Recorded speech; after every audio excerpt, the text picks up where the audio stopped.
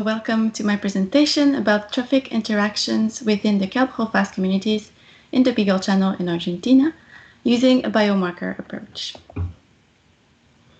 So the Beagle Channel is dominated with kelp forest that is mainly composed of the giant kelp Macrocystis pyrifera. Even in the 1800s, during its voyage in the Beagle Channel, Darwin highlighted the high biodiversity present in this kelp forest. He said, "The number of living creatures of all orders whose existence intimately depends on the kelp is wonderful. This is especially true for the holdfasts that host the highest biodiversity within the kelp plant. When storms and strong currents occur, the upper part of the kelp plant can be sectioned and the holdfast remains on the seafloor for a certain period of time. These communities associated with the dead holdfasts are largely unknown, and this is why they are interesting for food web studies. Biomarkers can be used for food web studies, such as fatty acids. Fatty acids are lipids that are separated in three categories: saturated, monounsaturated, and polyunsaturated. The holdfasts are especially important because they are essential for a range of physiological functions, such as the functioning of the membranes.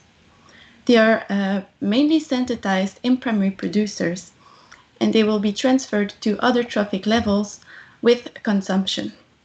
The most important ones in the marine systems are the EPA, the ARA, and the DHA. Sometimes with anthropogenic stressors such as pollution, the fatty acid available for the consumer can be modified. So in the kelp forest, for example, when there is pollution, a species shift occurs between laminaria species to smaller macroalgae. This shift in the foundation species can bring a loss of structural habitat and a loss of food sources, resulting in a disrupted food web. We have two objectives for this thesis. The first one was to describe the community structure between polluted and pristine sites and between dead and alive holdfasts. The second objective was to characterize the food sources in the dead and alive holdfast by means of fatty acid. This second objective could only be done in the pristine site because the samples from the polluted sites were lost during transport, unfortunately. So the study site was in Southern Argentina, more precisely in the Beagle Channel in Ushuaia Bay. So for this study, we selected two sites, two contrasting sites, one in the inner bay with the city of Ushuaia close, which is considered as a polluted site in many studies. It is called the industrial zone. The second site is a bit more outside of the bay, further from the city as well. It is considered as the pristine site, and it is called Baliza Escarpados. For the sampling, we collected 3 dead and 3 alive holdfasts in each of the sites with associated fauna and flora. We also collected water samples and a series of environmental measurements. And in the lab, we took some holdfast measurements to have a good habitat characterization. We selected the primary producers we wanted to use for the fatty acid analysis. And for the mobile macrofauna, we identified them, we counted them, and we selected the most common species for the fatty acid analysis. Back in Belgium, we proceeded to the fatty acid analysis with gas chromatography. So now for the results. So here is a graph of the first part of the analysis on biodiversity. So we have the PCA here showing the mobile macroinvertebrates assigned to their specific feeding mode that are shown here on the left. So what we can see on the graph is that it separates by symbols. So the open circles are here and the full circles are here. There's the symbols corresponds to the site. So the pristine site is the full circle and the open circle is the polluted site. So we can see here that the site seems to be a major factor in driving the differences in the community structure compared to the holdfast state, which is represented by the color. That seems to be a more minor factor. What we can observe also on the graph is that the two longest arrows are associated with the two feeding modes, suspension feeders and detritus feeders, which would mean that those two groups are the most important within the communities. We can also see that here the suspension feeders are very abundant in the polluted site, which could indicate that the suspension feeders are benefiting of the conditions present in the polluted site. Next is the graph that represents the result of the two-way ANOVA. So we have first the density of invertebrates that was not significantly different between the two holdfast states. So here, no significant difference, but we did find a higher density in the pristine site compared to the polluted one. Then for species richness, we did not find any significant difference between the two sites, but we did find a higher species richness in the dead holdfast. Now for the diversity, we found there was a higher diversity in the dead holdfast within the pristine site. So those results show that the difference in community structure is mainly due by pollution. What we can see on those pictures here is just observation that we did in the field to show those differences in the two sites. So on the left side here, we have the polluted site. On the right side is the pristine site. So for the sedimentation here, for example, there's a lot more sedimentation present in the polluted site, as in the pristine site, it's almost not present. And it's the same that we can observe for mat-forming macroalgae. So we have here a mat of ulva, mainly, covering the sea bottom in the polluted site, and in the pristine site, it's mainly dominated by the kelp. So for the higher density, richness and diversity that we observe in the dead holdfast, this could be due to the fact that the dead holdfast is a decaying structure, and the tissues present are a bit softer, which creates a less compact structure. So the fact that it's less compact leaves more space, more larger interstitial space within the holdfast for invertebrates, for example, to colonize and for food to accumulate. So this could explain why the richness and the diversity is higher in the dead holdfast. We also observe that in the dead holdfast, there was much more sessile fauna.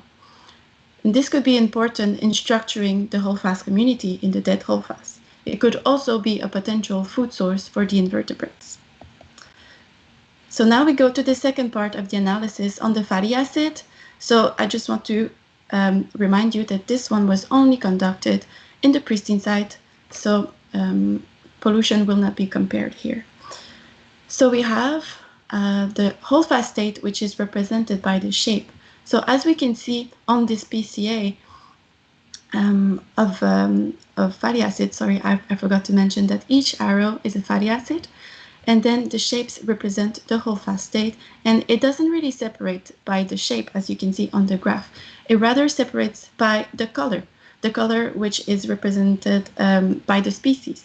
So we can say that the fatty acid composition is highly species specific. Now I'm going to look at each group. Here is the first group, composed of kelp material and sea urchin. So it could indicate that the sea urchin is feeding on the kelp. Then afterwards we have the second group, which is composed of the phytoplankton and the sediment. So this could indicate that there is a deposition of phytoplankton within the sediment. The third and fourth group is only composed of invertebrates. So we would have expected the same feeding mode to group together, but it's actually not what we see in those two groups. For example, the two polychaete is a detritus feeder, and it groups with the crab and the hermit crab that were categorized as predators. We would have expected the two polychaete to group with other detritus feeders, such as the brittle star and the sea cucumber. So I think the reason why we observe this pattern is because the way the food is assimilated is not as important as the food itself, and that the metabolism play an important role in the fatty acid composition of invertebrates. Here we have the specific fatty acid profile for each species. So on the top graph here is the alive holdfast. The bottom graph is the dead holdfast. So when looking at the specific profile, it is pretty similar between the dead and alive holdfast. So again, the holdfast is not a major factor in determining the fatty acid composition of the community. Something that was a bit surprising, though, was that the bacterial fatty acid was very low, even in the dead holdfast, which is a decaying structure. So I'm going to continue only with one graph because they're quite similar. So here we have the ARA. So the ARA is a PUFA that we saw earlier. It is a kelp biomarker. So as we can see here, it is high in the kelp material and in the sea urchin. So it also highlights the relationship that I mentioned earlier.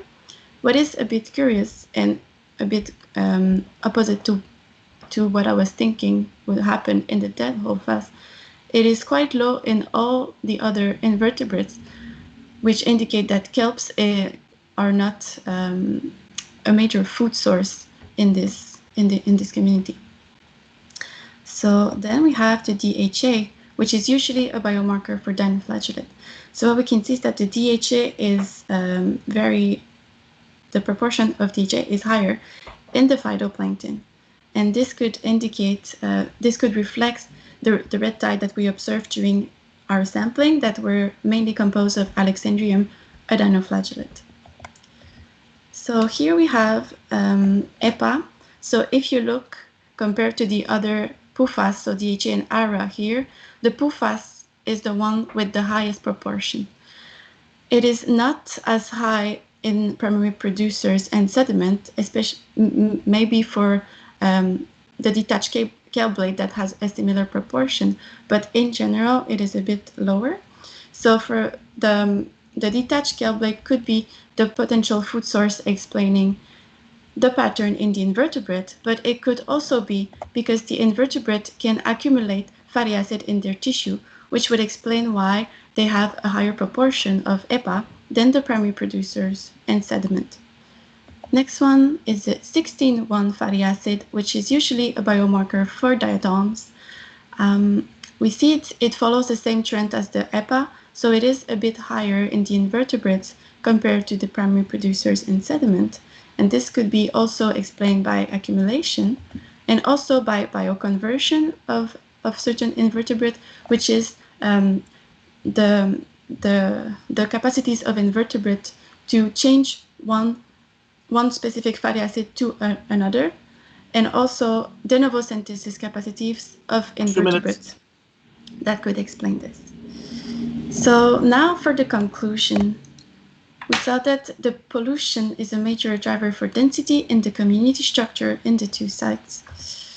We saw that there was more variability between sites than between the holdfast state, that there was a slightly higher biodiversity in the dead holdfast compared to the alive one, that the fatty acid signature was highly species specific, that the kelp being live or decaying was not a primary food source for the invertebrates, and that the metabolism played an important part in determining the fatty acid composition.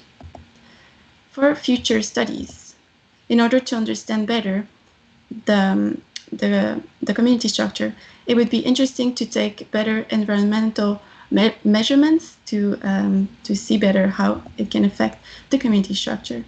Then to screen the entire range of potential food sources to understand better the trophic interactions within the holdfast, and then do a comparison between the polluted site and the pristine site for the fatty acid, because it could help us to understand how pollution affects the fatty acids. And lastly, to combine with other approaches, such as feeding studies and the ongoing stable isotope studies in Ushuaia, to understand better this holdfast community and how the food web works there. I want to thank my supervisors, Marlene, Ulrike, and Irene. Also, all the team back in Ushuaia for the fieldwork and the lab work. Bruno for fatty acid analysis, my family and friends for the constant support, and the IMBRSea program and Erasmus Mundus for this amazing opportunity.